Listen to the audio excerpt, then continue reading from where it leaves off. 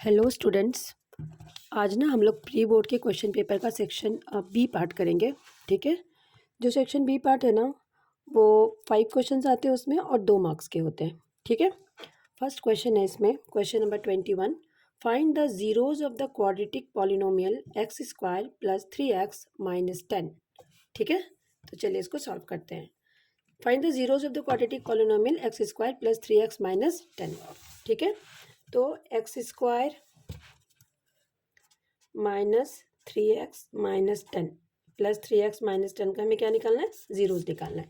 तो हम इसको ना मिडिल टर्म से करेंगे। मिडिल टर्म से करने के लिए हमें क्या करना होता है? ये जो एक्स स्क्वायर को कोफिशिएंट है ना, उसको इससे मल्टीप्लाई करना होता है। कितना आ गया? 1 इंटू 10 10। अब इस 10 का प्राइम फैक्टर निकालना होता है। 2 5 ज़ा 10, 5 1 ज़ा 10। तो 10 के फैक्टर्स हमारे क्या मिल गए? 2 और 5। हमें इस 2 और 5 को ऐसे लिखना होता है कि सॉल्व करके हमें मिडिल टर्म मिल जाए और मल्टीप्लाई करके हमें इन दोनों का जो प्रोडक्ट होगा वो इसके बराबर आ जाए। ठीक है। तो हम इसको करते हैं 1x स्क्वायर। देखो तो ज़रा 2 और 5 को हम कैसे लिख सकते हैं? हम इसको लिख सकते हैं 5x माइनस 2x। तो 5x माइनस 2x क्या बन गया? 3x। ठीक है। तो 1x स्क्वायर, हम इस 3x को क्या लिखेंगे? इसको लिखेंगे प्लस 5x माइनस 2x और ये माइनस 10। ठीक है। अब इसमें से हम देख सकते हैं x कॉमन आ रहा है, तो x प्लस 5 माइनस 2 को हम यहाँ से कॉमन ले लेंगे, तो यहाँ भी x प्लस 5।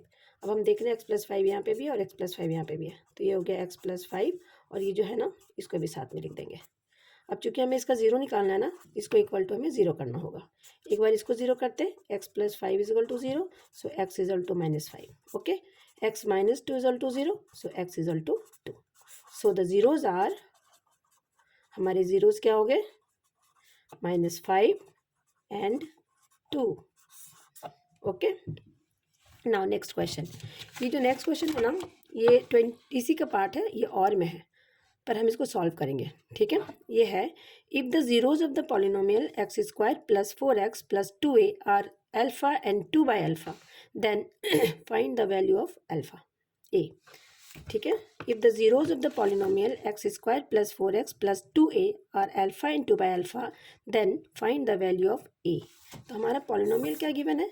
हमारा पॉलिनोमियल गिवन है x square plus 4x plus 2a। ठीक है। अगर हम इसको क्वाड्रेटिक पॉलिनोमियल के जनरल फॉर्म के साथ कंपेयर करेंगे ना, तो हमें क्या मिलेगा? हमें मिलेगा ये a x square plus b x plus c. Okay. A की जगह पे हमें क्या मिलेगा? ए की जगह पे मिलेगा 1, बी की जगह पे मिलेगा 4 और सी की जगह पे मिलेगा 2a। ओके। अब ज़रा देखिए आप, इसके जीरोज हमारे क्या गिवन है? Alpha and 2 by alpha. ठीक है। हमें ये गिवन है इसके जीरोज। तो हम ना सम नहीं, प्रोडक्ट ऑफ जीरोज से स्टार्ट करते हैं। प्रोडक्ट ऑफ जीरोज क्या हो जाएगा? Alpha into 2 by alpha. और हमें पता है ना कि प्रोडक्ट ऑफ जीरोज क्या होता है? प्रोडक्ट ऑफ जीरोज होता है सी बाई ए। ठीक है। तो हमारे यहाँ पे सी क्या है? सी तो हमारा 2a है ना, तो हम इसको लिख देंगे 2a। और a क्या है हमारा? a तो 1 है। ठीक है। अभी अल्फा अल्फा कट गया, so 2 is equal to 2a, so 2 by 2 is equal to a, so a is equal to 1। So we get the answer a is equals to 1. Let us come to the next question. Next question है आपका कि question number 22। In triangle दिख रहा है, in triangle A B C right angle at B, if AB is equal to 24 centimeter, BC is equal to 7 centimeter, determine the value of sin C। ठीक है। In triangle ABC right angle at B. चलिए हम लोग ना यहीं पे इसको solve कर देते हैं। एक ट्रायंगल हमने बना लिया। ठीक है। राइट एंगल एट बी, सो इसको हम बी बोल देंगे। ठीक है। इसको हम ए बोल देते हैं, इसको हम सी बोल देते हैं। अब इसमें क्या गिवन है? A B is equal to 24, so ये 24 हो गया। B C is equal to 7, ये 7 हो गया। ठीक है। हमें ना साइन सी निकालना है, साइन सी। तो हमें पता है ना कि साइन सी में क्या होगा? हमें सी एंगल को देखना होगा। ठीक है। तो साइन सी का फॉर्मूला क्या होता है? Perpendicular by hypotenuse. परपेंडिकुलर हमारा ए बी है, हाइपोटेनस हमारा ए सी है, तो हमें ए सी चाहिए। ए सी हम कैसे निकालेंगे? पाइथागोरस थ्योरम से। तो पाइथागोरस थ्योरम से ए सी कैसे निकलेगा? A C square is equal to A B square plus B C square. So A C square is equal to 24 का स्क्वायर प्लस 7 का स्क्वायर, 24 का square I think 576 plus 49, so this will be 625, और ये 625 ना 25 का square होता है, okay. So A C square is equal to 25, ये square square cancels out, so A C is equal to 25। हमारा ए सी कितना निकल गया 25। हमें चाहिए क्या था, हमें साइन सी चाहिए। सो साइन सी के लिए हम इस सी एंगल को देखेंगे, इस सी एंगल की परपेंडिकुलर हमारा ये बनेगा और हाइपोटेनस ये बनेगा। सो हमारा 24/25, दिस इज आवर आंसर। इसी क्वेश्चन में ना एक और में क्वेश्चन है, और में क्या है, in triangle A B C right angle at B if 15 cot A is equal to 8, ठीक है। इसमें क्या कह रहा है, 15 cot A हमारा क्या है 8 है। चलिए इसको इसमें बनाते हैं पेज में। In triangle A B C, question एक बार ध्यान से देखो, in triangle A B C right angle at B, same figure बनेगी if 15 cot A is equal to 8। तो हम एक फिर से फिगर बना लेते हैं, ठीक है। ये हमारा राइट एंगल है, बी है, इसको हम ए बोल देते हैं। एक काम करते हैं, इसको हम सी बोल देते हैं, इसको ए बोल देते हैं, ताकि हमें ना एंगल निकालने में आसानी हो, ठीक है। So it is given that 15 cot A is equal to 8। यहाँ से हम cot A निकालेंगे, cot A is equal to 8/15। आपको पता है cot A का फॉर्मूला क्या होता है, base upon perpendicular, base upon perpendicular, ठीक है। तो बेस हमारा क्या हो गया 8, इसको हम 8K बोल देंगे, और परपेंडिकुलर क्या हो गया 15K। क्योंकि ये रेशियो में है ना, तो जब भी हमारे जो साइड्स है ना वो रेशियो में गिवन होंगे, तो हमें रेशियो की जगह पे उसको किसी का मल्टीपल लेना होता है। हम यहाँ पे K ले रहे हैं, ठीक है। अब हम AC निकाल लेते हैं। AC square is equal to 15K square plus 8K square, 15 जा 225K square plus 64K square.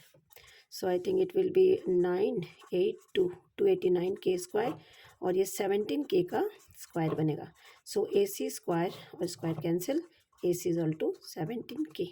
सो हमारा AC निकल गया 17K। हमें चाहिए क्या, हमें चाहिए find the value of sine A. देखिए क्वेश्चन में क्या लिखा है, देखो एक बार फिर से, in triangle A B C right angle at B if 15 cot A is equal to 8 then find the value of sine A. Sine A की वैल्यू चाहिए ना हमें, तो साइन ए यहाँ से हम निकालेंगे। Sine A is equal to क्या हो जाएगा, perpendicular by hypotenuse. So sine A is equal to 15K upon 17K, so it will be 15/17, okay। let us come to the next question, question number 23। ये भी section B का ही question है, बस 2 marks के हैं। आप लोग और भी शॉर्ट में बना सकते हैं, मैं थोड़ा इलाबोरेट करके ना आपको बता रही हूँ। Find the coordinates of the point which divides the line segment joining the point this and this in the ratio of this internally. तो चलो इसको करते हैं। आपने पढ़ा है ना कि कोई लाइन सेगमेंट अगर हमारे पास है, ये हमारा मान लो लाइन है, ठीक है, और ये पॉइंट ए है और ये पॉइंट बी है। ए का कोऑर्डिनेट है x1 y1 और बी का कोऑर्डिनेट है x2 y2। कोई पॉइंट P अगर ए और बी को m1 और m2 के रेशियो में डिवाइड करता है, तो इस P का कोऑर्डिनेट क्या हो जाता है, P का कोऑर्डिनेट हो जाता है m1 x2 plus m2 x1 bye m1 plus m2, और m1 y2 plus m2 y1 bye m1 plus m2, यही होता है ना P का कोऑर्डिनेट, ठीक है।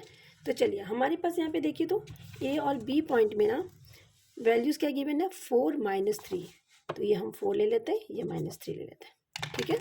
और दूसरी वैल्यूज़ क्या गिवन है 8 और 5, 8 5, ठीक है। तो हमारा x1 हो गया 4, y1 हो गया -3, x2 हो गया 8, y2 हो गया 5। इसको किस रेशियो में डिवाइड करा है, क्वेश्चन में गिवन है 3:1, 3:1। सो m1 इज इक्वल टू 3 और m2 इज इक्वल टू 1, ठीक है। चलिए फॉर्मूला में डालते हैं हम इसको। फॉर्मूला हमारा क्या है, m1 x2, m1 की जगह पे 3, x2 की जगह पे 8, ठीक है। तो 3 × 8 प्लस m2 1, x1 की जगह पे 4 by m1 plus m2 is 3 + 1। Next m1 y2, so m1 is 3 and y2 is 5 plus m2 is 1 and y1 is -3 by m1 plus m2, 3 + 1। अब इसको तो हम सॉल्व कर देते हैं। 3 8 जा 24 + 4 by 4, 3 5 जा 15 -3 by 4।